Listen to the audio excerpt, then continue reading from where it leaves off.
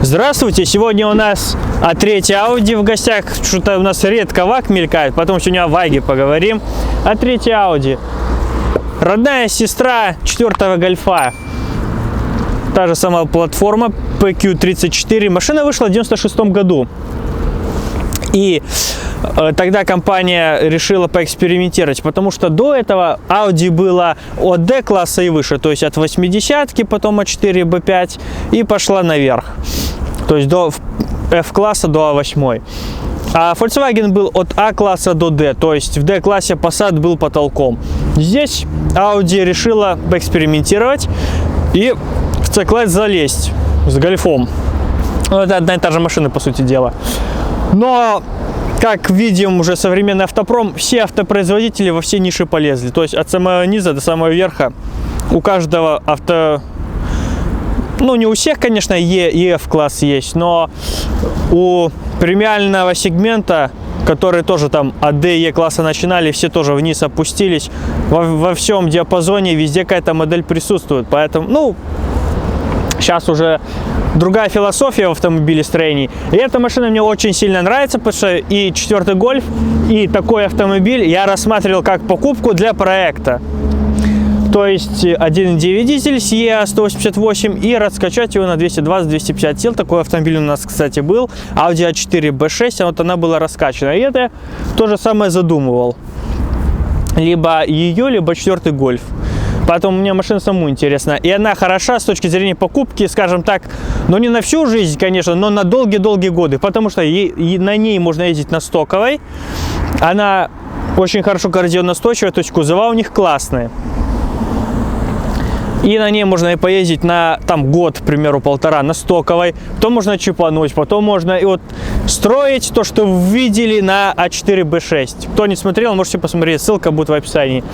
Вот. А потом можно вообще 300-сильного монстра сделать. Машина очень, эти моторы хорошо поддаются тюнингу, об этом мы еще поговорим.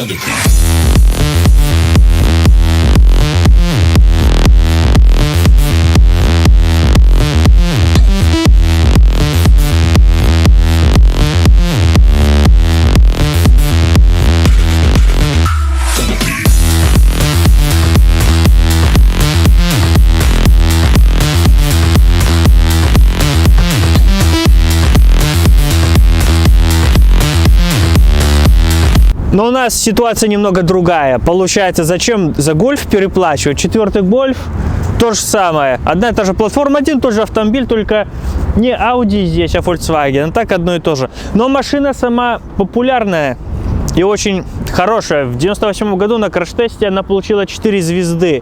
Это очень хороший результат.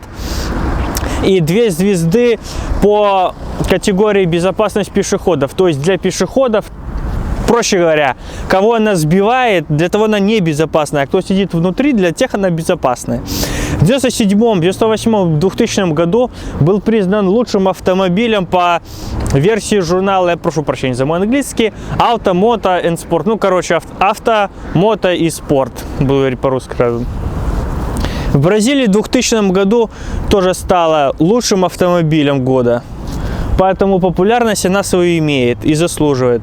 В отличие от 3-го Гольфа, здесь был только один тип кузова, хэтчбэк. 3-дверный и 5-дверный. Кузов один, хэтчбэк, но вариация, нюансы его были другими. То есть у нас 5-дверный хэтчбэк был еще 3-дверка. Кому-то больше нравятся 3-дверки. Мне лично не критично, но 3-дверка вроде как покруче выглядит. В отличие от того Гольфа, которого клонировали. Делали Бору, Джетту. Джет это американская версия уже. Седан, универсал. Ну там база уже на 23 сантиметра была длиннее. А в 2000 году вышел рестайл. Сразу же изменили фары, задние фонари. По салону были некоторые изменения, я расскажу потом о них.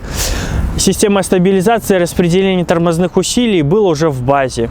Но, разумеется, с рестайлом, как обычно заявляют, чуть более качественные материалы были применены. Немного изменений были по Да, вот по материалам, по внутренней отделке, но об этом уже в салоне расскажу.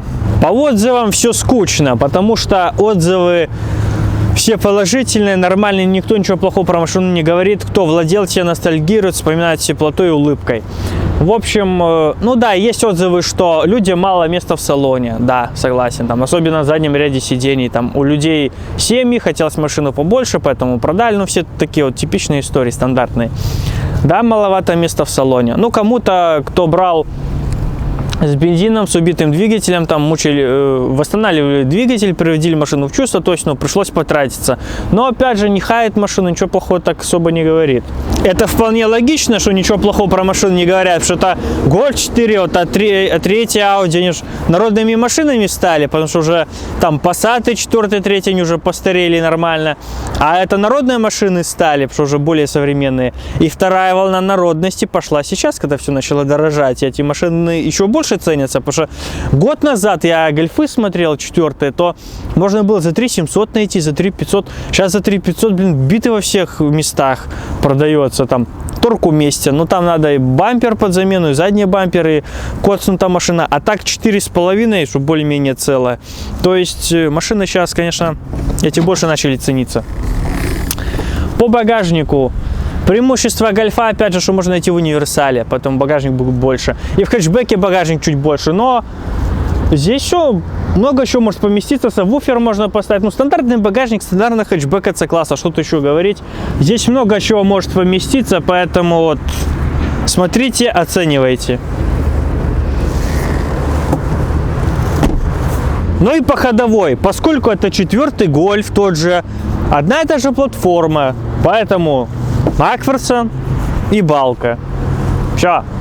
Были, конечно, версии с полным приводом, как у того же гольфа, полный привод, но здесь полный привод не всеми любимый Quattro, ну, здесь Quattro называлась, но не Торсен, а тоже веска муфта установлена, то есть 95% крутящего было на переднюю ось и 5% на заднюю, создавался таким образом преднатяг.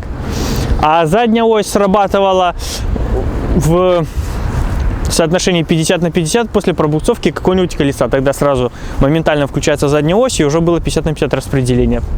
Но найти, честно говоря, полноприводный автомобиль надо постараться. Вот я смотрел, как у нас рестайл, у нас машина 2003 года, уже последнего года выпуска. Я смотрел дизеля рестовые, их у нас целых 5 штук в продаже в Беларуси, и все переднеприводные, то есть полный привод надо еще постараться найти. Ну и по продажам продавалось всего 23 машины, и дорестовые, и рестовые, всего 23 штуки. Самое дешевое было 2500. Трехдверный хэтчбэк, такой бежево-оранжево-желтый цвет, такой непонятный. 1.6 бензин, ну там 99-го года машина, там видно, что машина потерпела жизни нормально. Вот, чуть дороже за 2700 с 1.8 97 года машина продавалась. Тоже трехдверный хэтчбэк похожего цвета. Такое ощущение, что одна и та же машина, два объявления. Но они трохи отличаются, конечно, двигателем. Вот. Рестайловые уже дизеля, кстати, дорестовые с двигателем Я-180, кстати, не путайте. Здесь было два дизеля, 180 и 188. Тоже как у 4-го гольфа. С рестом с 2000 года начали 188 ставить. А со 180-м тоже, 99 год, тоже, по-моему, трехдверный хэтчбэк, потому что пятидверный хэтчбэк появился только в 99 году. И в 99 году, кстати, вышла S3. Вот, и с дизельным Я-180, тоже трехдверный хэтчбэк черный, за 3500 машину отдавали, там 3800, вот такие цены. За рестовый дизель я смотрел, целых 5 штук дизелей продавалось. Самый дешевый 4300, но там коснут бампер, там так желобской пленкой затянут спереди, короче, бампер по замену. Пару скол, царапин, то есть с кузовом надо уже, тем не менее, 4300. Потом 4800, 5 и до 6.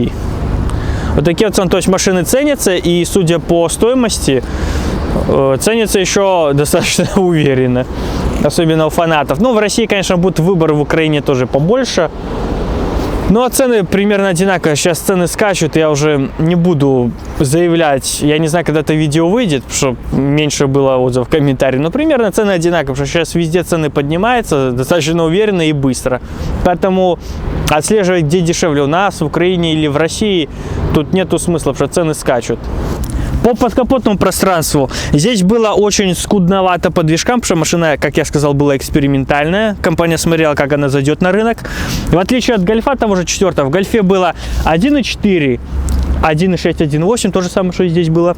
Но еще и 2.0, и 2.3, и 2.8, и 3.2 был. То есть большая гамма моторов. Здесь было бензин 1.6 атма, 1.8 атма, такой же, как и был на Audi A4 в кузове B5. 1.8 турбо той же самой серии, но уже с турбиной, которая была, кстати, не удивляйтесь, на ВАЗ-2106, потому что ВАЗ не особо стоковый был. Точно такой же там мотор там стоял. И два дизеля, 180 и 188. 180 был на моем автомобиле, на Ford Galaxy я снимал его. Потом, ну, в принципе, и все вроде. Вот. И 188 был на Audi A4 в кузове B5. Ой, B6, прошу прощения. Там раскачанный. Но здесь он стоковый, о нем сейчас о стоке поговорим. Но для начала S3. По S3 там был 1.8 турбо, да, но сначала на 210 и 225 сил. На 210 сил был первый. В 1999 году вышло S3, было на 210 сил. А в 2001 году вышло уже 225 сил S3 в рестайлинге. И в чем они отличались от обычной версии, не S-ки, и от того же 4-го Гольфа? В том, что 180 сил было в стоке, а там 210-225. Но все отличается турбинами. То есть на 180 серии стоит К03, а на S-ках уже К04. И другая прошивка. То есть вы, по сути дела, покупаете К04 турбину и перепрошиваете автомобиль. То есть из 4-го Гольфа и из стоковой А3 можно сделать, по сути, S3. Ничего серьезного. И 1.8 турбо тоже, кстати, очень хорошо подается тюнингу. Можно поставить еще больше турбину, тоже кулек, выхлоп и тоже 300 сил получить. Но лучше так 240-260, чтобы не сильный корч был. Потому что 300 это уже просто корч, откровенно говоря. У нас 1.9 TDI, индекс АТД. То есть на 4 был 130-сильный двигатель в стоке, когда-то был, сейчас тюнячий. А здесь 100 лошадиных сил. При 4000 оборотов 240 крутящего с 1800 оборотов. Ну и классический ВАГ 79,5, поршень, ход 95,5, степень сжатия 19,5, разгон до 100 11 секунд. Ну 11-11,5 так. По сути, это один и тот же двигатель, просто чуть другая турбина и прошивка. Но голова та же, каналы те же, клапана. То есть, если мерить разгон до 100, да, эта машина медленнее, чем 130-сильная. Но ездить в повседневной, обычном режиме повседневном, вы не обратите внимания на это, потому что, ну, единственное, в турбине прошивки разница. То есть, поведение двигателя одинаковое. Именно уже на динамические характеристики. Примерный ресурс 350 тысяч километров пробега. Это гарантированный с завода.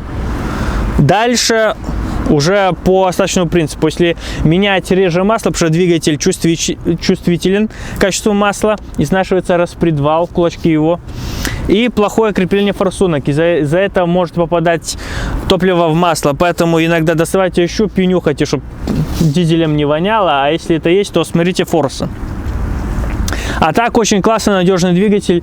И ничего не... Ну, все знают, что классные движки. И отходят они долго. Главное не забивать на их обслуживание. Единственные минуса бывает от возраста. Конечно, там тоже расходомер на моей машине. Тоже он летел первой. Я менял. Если машина на автомате, можно подумать, что это толчки от автомата, уже автомат помирает, уже начинает лезть в автомат, что там произошло, уже давай исправлять. А это на самом деле уже расходомер помирающий. Как у меня было, машина дернется, едет плохо, потом дернется, едет веселее. То есть такое ощущение, что с автоматом. Но у меня механика, потом я быстро разобрался в этой проблеме. По 1.6 простой надежный двигатель бензиновый, но смотря в каком состоянии вам достанется. 1.8 турбо, повторяюсь, я на других автомобилях рассказывал. По коробкам здесь 5-6-ступенчатые механики устанавливались и 4-ступенчатый автомат. Автомат хорош, просто надежен, но 4 ступени уже старовато для современного мира. И в каком будет состоянии тоже уже большая проблема. То есть лучше все-таки механику. Особенно если вы живете в городах не миллионниках, то особо и автомат не нужен. А финансовые затраты, связанные с автоматом, вам точно не нужен. Так что лучше всего механика. Да, придется когда сцепление поменять. Здесь двухмассовые маховики, но ставят и одномассовые. Вот, поэтому, ну, при покупке, смотрите, можно этом сторговаться. То есть нужно со всей ответственностью подходить к покупке. Ну что ж, по салону. Ну, салон, конечно, здесь шикарный, как нужно говорить в таких случаях. Раньше умели делать, да? Так далее. Ну, конечно, над головой место есть, все нормально. Сидуха регулируется механически, короче, можно отодвинуться, пододвинуться, но, к сожалению, электрорегулировки. Из плюсов 4 стеклоэлектроподъемника. То есть сзади весел нету, это уже хорошо. Кожаный салон, тоже плюс. Боковая поддержка от сидения, это очень классно. Вот сидишь как, ну реально, я не думаю, что здесь средняя комплектация, не думаю, что не родные. Хотя всякое может быть, может и родные еще. Но классная боковая поддержка, сидишь действительно как, ну закос уже под спорт, под эску, поностальгировать можно, конечно, круто. Итак, теперь по... еще, ну разумеется, пепельница, прикуриватель, ниша там для вашего телефона и визиток. Вот. Преимущество, что есть круиз-контроль. Я люблю, для меня это принципиальный вопрос.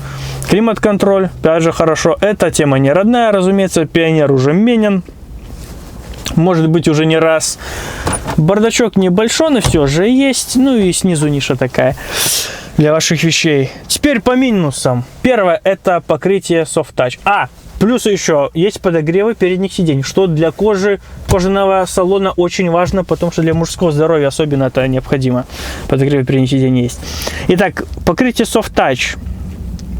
В дорестайле вот эти вот все темы будут не стерты, потому что обычный пластик. Здесь же, благодаря этому покрытию Soft Touch, вот здесь, где управление светом, ну, здесь управление зеркалами тоже. И это покрытие, разумеется, стирается, потому что пробеги у машин уже по 300-400 тысяч километров. И в идеале вы не найдете, оно все везде будет стерто. А в Доресте будет все идеально, потому что там просто это пластик, а не это покрытие. Поэтому, ну, может, есть какие-то решения на драйве, там, может, чем-то закрасить, а потом наклейками это все сделать. Но если заморочиться, можно что-то придумать или от Дореста ставить. Но вот... Если вот раздражает, нужно идти искать пути решения этой проблемы.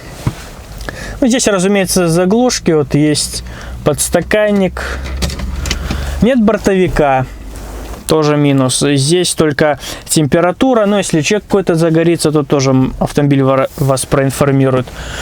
Но в целом посадка нормальная. Если, конечно же, эта машина будет... Ну, материал, кстати, торпеды тоже классный. Мягкий, все, скрипов нету здесь, именно в этой машине. В принципе, они будут. В Гольфе больше вероятность, потому что здесь все-таки отделочные материалы выше по качеству, чем у 4-го Гольфа. Но салон хороший для своих лет, разумеется. Это не топовая, к сожалению, комплектация, но в сравнении с современными автомобилями здесь уже не так все устарело еще. Вы понимаете, что вы в начале нулевых находитесь в салоне, но не так еще критично. Сзади, конечно, вот...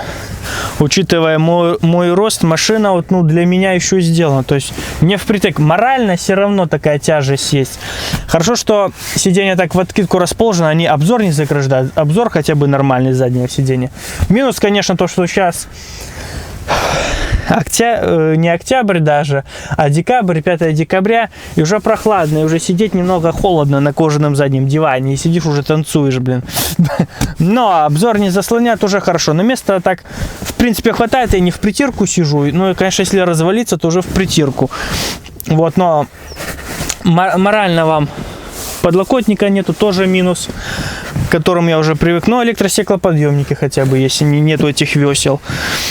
Вот, но над головой еще место есть. Но так, конечно, тесновато. И вот люди в основном за это и критиковали на форумах эту машину. А в основном всем все нравится.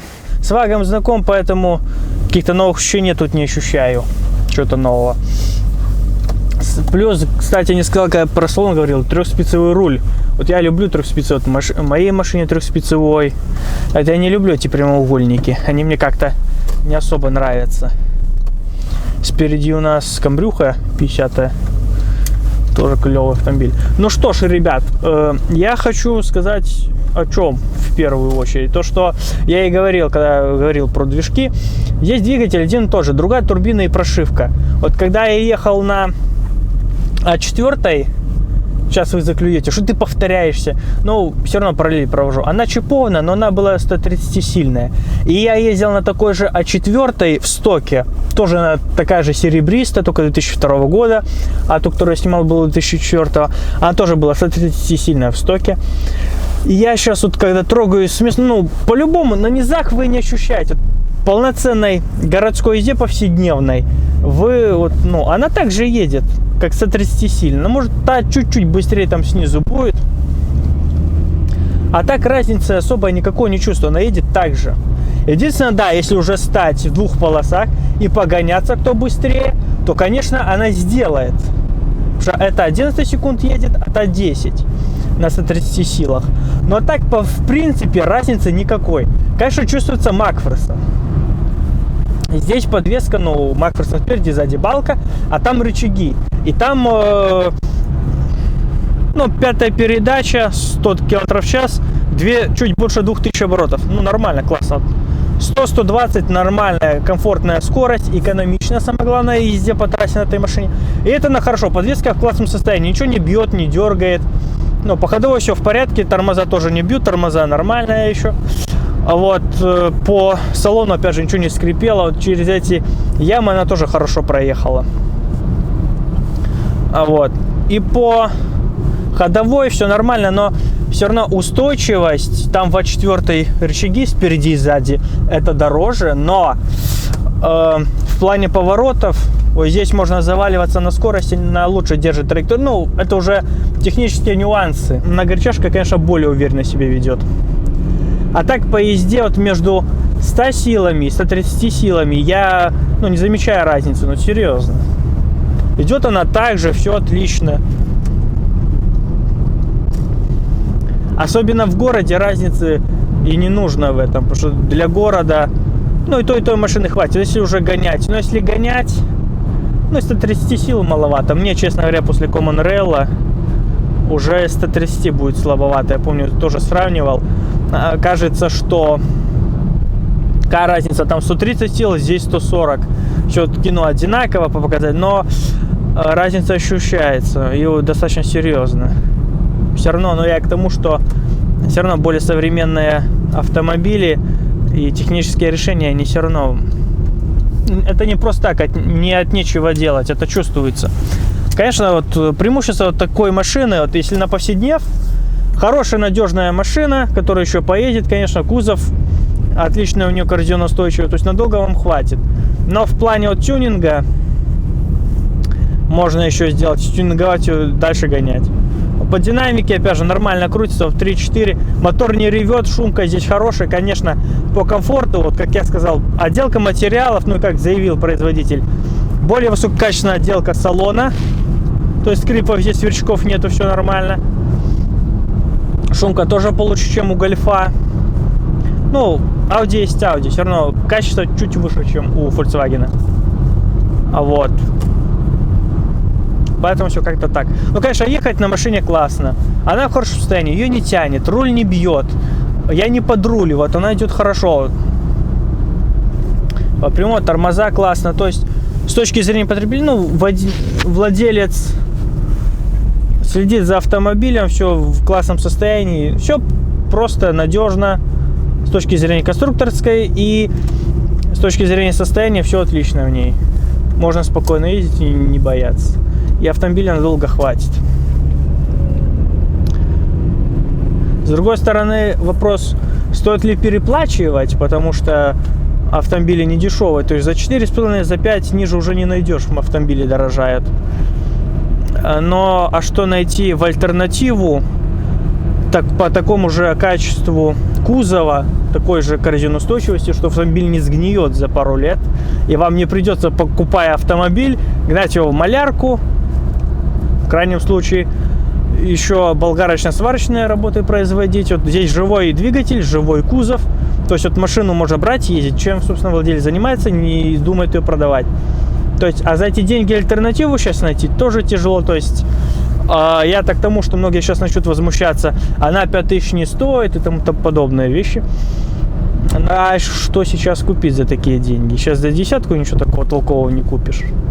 Придется за десятку покупать, еще 1,5-2 куска вкидывать. Можно купить такую, да, ей уже 18 лет. Сейчас вот до Нового года осталось 3,5 недели, ей уже будет 19. Но по состоянию она молодец, огонь. Пушка-гонка, ца-ца-ля-ля, штука вещь. Вот, и даже купить за 5 вложить штуку за $6000, у вас хороший едущий автомобиль получается. То есть тоже есть в этом рациональное зерно. Но вот, опять же, я ничего не ждал сверхъестественного, потому что с вагами я близко знаком. И, ну, то, что я ожидал, то и есть. Машина в очень классном, хорошем состоянии, и хватит ее надолго. Поэтому есть смысл ее купить. Конечно же, не так покататься и продать, потому что вы деньги потеряете, а уже на несколько лет уже так нормально поездить на ней. Ну что в итоге? Машина очень хорошая, надежная и не слишком устарелая. Ей еще не 30 лет, поэтому можно найти что-то нормальное, стоящее. Наша машина последнего года выпуска можно найти дешевле, как я уже сказал, от 2500 до $6000, такой нехилый диапазон, разброс цен. Можно найти дорестовый с 1.6 бензиновый автомобиль. С кузовом, да, где-то придется немного поработать, так скажем, потому что все-таки машины не новые. Но в целом это не Япония, потому что японцы, надо признать, гниют быстрее, гораздо быстрее, чем они. Они коррозионно хорошо устойчивы. У нас только передние крылья поддавались, как раз так машина в родном цвете. Поэтому выбирать вам за 3,5 можно и дизель найти 1.9 TIA 180. На своей первой машине я рассказывал про дизель, про обслуживание, там коробку менял. То есть нюансов, ну, много чего рассказывал, это тоже будет все в описании. Хорошая машина, но наши люди не любят за Гольф переплачивать, поэтому покупают Гольф 4. Но все-таки Гольф 4, он по кузову все равно похуже, эта машина все же лучше. Но Audi есть Audi. Спасибо вам большое за внимание, ставьте лайки, делайте репосты, расскажите о нас друзьям. Счастливо!